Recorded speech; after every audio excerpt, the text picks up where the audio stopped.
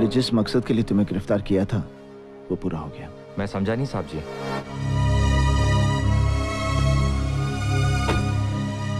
तुम आर्मी की कस्टडी में हो, मैं ये लाला को दिखाना चाहता था। अब उनका कांटा निकल गया है, इसलिए वो पाकिस्तानियों के साथ मिलकर जल्द से जल्द घुसपैठ शुरू कर देंगे। लाला और सरहद पार के लोगों को रोकना होगा साहब जी। अलबख्श, तुम यहाँ के रहने वाले हो, इसलिए यहाँ के अपने परायों को अच्छी तरह से पहचानते हो। तुम अपनों को साथ लेकर दुश्मनों पर नजर रखो जब तक हेडक्वार्टर से फौजें यहाँ पर तैनात नहीं हो जाती। पर हम इसकी इंफॉर्मेशन भी तो हेडक्वार्टर्स को दे सकते हैं। सिर्फ इंफॉर्मेशन देना काफी नहीं है। इतना बड़ा डिसीजन लेने से पहले हेडक्वार्टर्स को और भी फॉर्मेलिटीज पूरी करनी है, जिसकी जिम्मेदारी मुझे लेनी होगी। अलबख्श, वो हथियार किसी महफूज जगह पर छुपा देना ताकि दुश्मनों के हाथ न लगे। अलबख्श, मैं तुम पे बहुत बड़ी जिम्मेदारी सौंप के जा रहा हूँ। साहब जी, भले ही हमारे मजहब अलग अलग हो, पर हमारा मुल्क तो एक है। जब तक हम एक दूसरे पर भरोसा करते रहें और अपनी अपनी जिम्मेदारियां ठीक से निभाएं, तो कोई भी दुश्मन हमारे मुल्क पर आंख भी उठाकर नहीं देख सकता। तुम जैसे मुसलमानों का ईमान ही हिंदुस्तान की शान है Albakhsh. Let's go captain.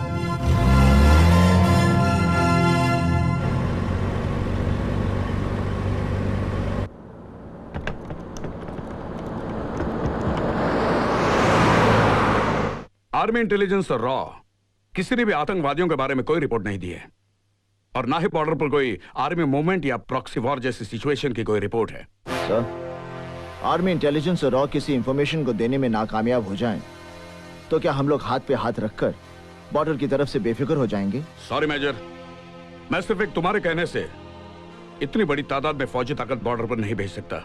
Y sir? मैं अपनी कंपनी का ऑफिसर कमांडेंट हूँ। बॉर्डर पर जो कुछ भी हो रहा है उसे मैं अपनी आंखों से देखकर आ रहा हूँ।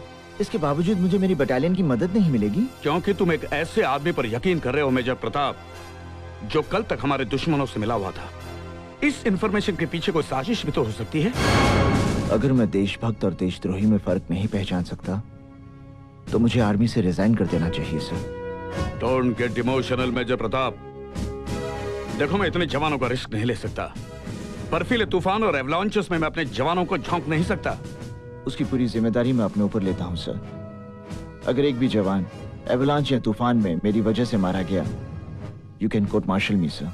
And what about international community? उन लोगों के सामने भी तो हमें जवाब देना होगा। पड़ोसी मुल्क वाले हम पर ये इल्जाम भी तो लगा सकते हैं कि पहल करके हमने हमला किया था। पूरी दुनिया जानती है सर कि आज तक किसने किसके ऊपर पहले हमला किया है, कहां ये टेररिस्ट पलते हैं, कहां इन टेररिस्ट की ट्रेनिंग होती है और कौन ये टेररिज्म फैला रहा है। क्या उन्हें इंटरनेशनल कम्युनिटी की परवाह है? क्या इंटरनेशनल कम्युनिटी की आंखों पर पट्टी बंधी है, या वो जानबूझकर खामोश हैं? सर, हमें अपने देश की रक्षा खुद करनी है। Major Pratap, try to understand my problem. मेरे हाथ बंधे हुए हैं। तुम्हारी मदद करने के लिए मुझे ब्रिगेड और डिवीजन हेडक्वार्टर्स की सलाह लेनी पड़ेगी। अगर मैं ब्रिगेड और डिव हेडक्वार्टर्स के भरोसे बैठा रहा तो जवाब आने से पहले दुश्मन कश्मीर पहुंच जाएगा। सर, आप अपनी फॉर्मेलिटीज पूरी कीजिए, मैं अपनी ड्यूटी पूरी करता हूं। Sir, I am with you. I will always be with you.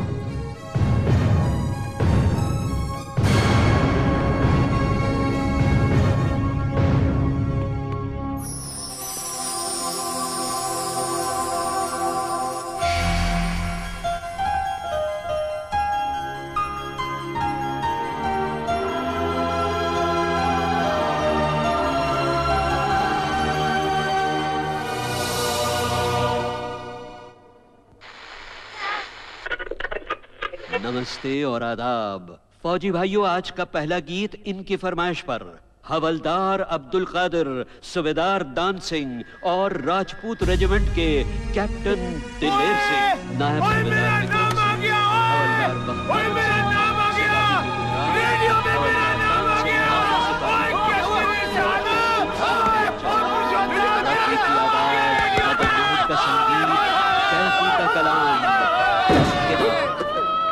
सुनिए और कर्तव्य की सनसनाती हवाओं में झूम जाइए। कर चले हम फिदा, जानो तन साथियों, अब तुम्हारे हवाले वतन साथियों।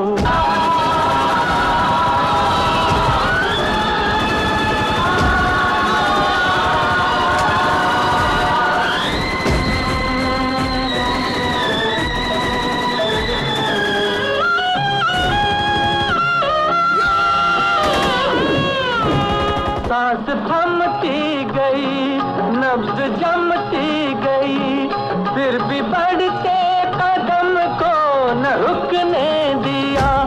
कट गए सर हमारे तो कुछ गम नहीं, सर हिमालय का हमने न झुकने दिया।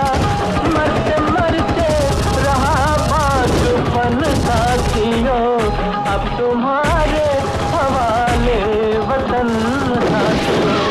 कर चले हम फिदा जान कर साथियों, अब तुम्हारे हवाले वतन साथियों।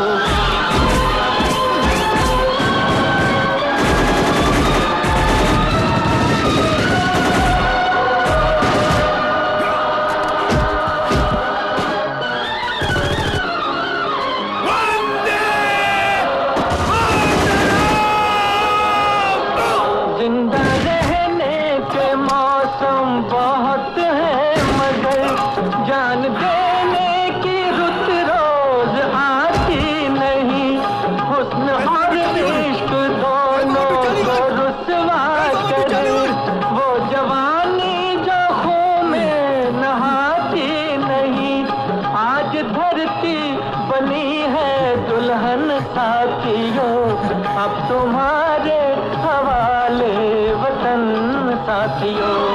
कर चले हम फिदा जान तन साथियों, अब तुम्हारे हवाले वतन साथियों।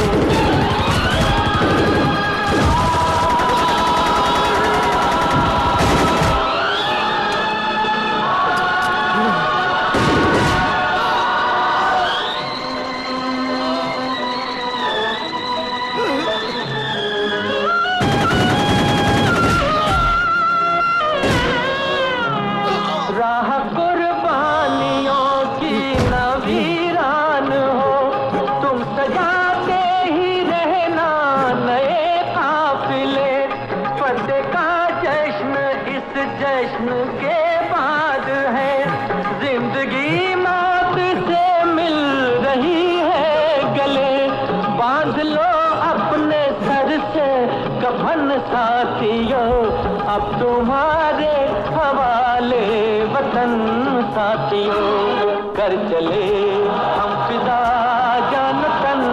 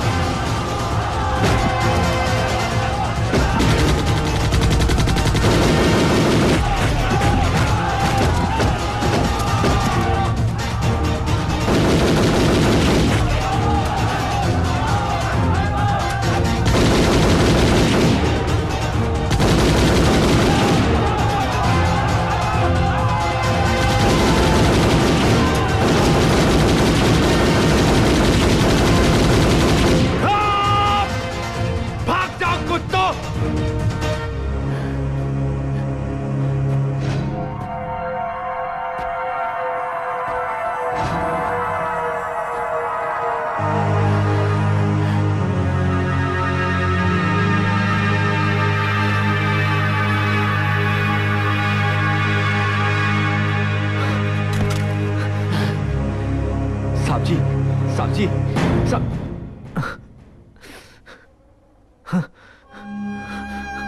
साहब जी,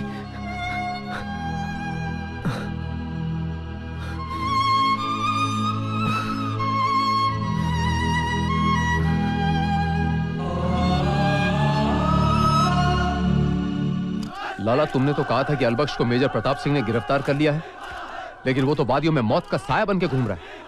उसके हाथों मेरे कई साथी शहीद हो गए। लाला, अगर तुम एक अलबख्श को काबू में नहीं कर सकते तो फिर पूरे कश्मीर को खाक आजाद करवाओगे। मुझे आखिरी मौका दो गुलमस्तान।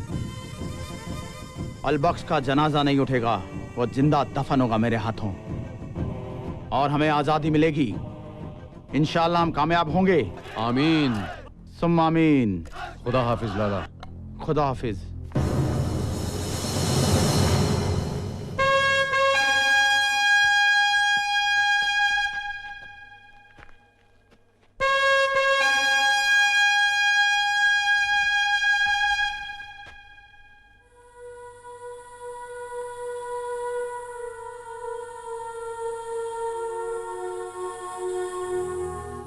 सर, मैंने छुट्टी कैंसिल करा दी है।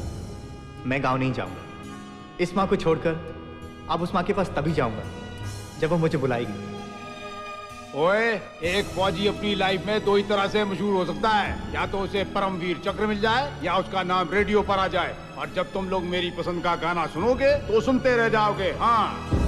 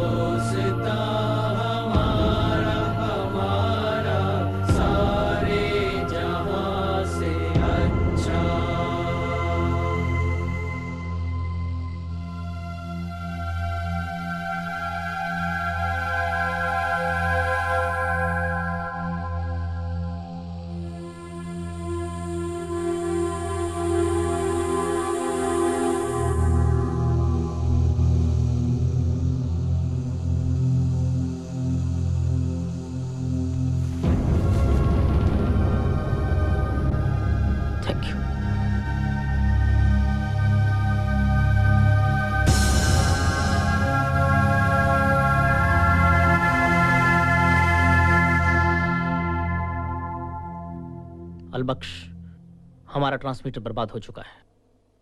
गोला बारूद और हथियार भी इतने नहीं कि हम ज्यादा देर तक दुश्मन का सामना कर सकें। इसलिए हेडक्वार्टर्स को इन्फॉर्मेशन देने के लिए हम दोनों को नीचे कंट्रोल पोस्ट पे जाना पड़ेगा। ख्याल रहे, हिंदुस्तान की इस पोस्ट की हिफाजत की जिम्मेदारी तुम दोनों की है। आप बेफिक्र होकर जाइए साहब जी। अलबख्श ने आप लोगों की तरफ फौजी वर्दी तो नहीं पहनी, पर उसकी रगों में हिंदुस्तानी खून तो है। इंशाल्लाह जब तक इस जिस्म में सांसें हैं, दुश्मन कश्मीर का एक जर्रा भी नहीं ले जा सकता। चलो।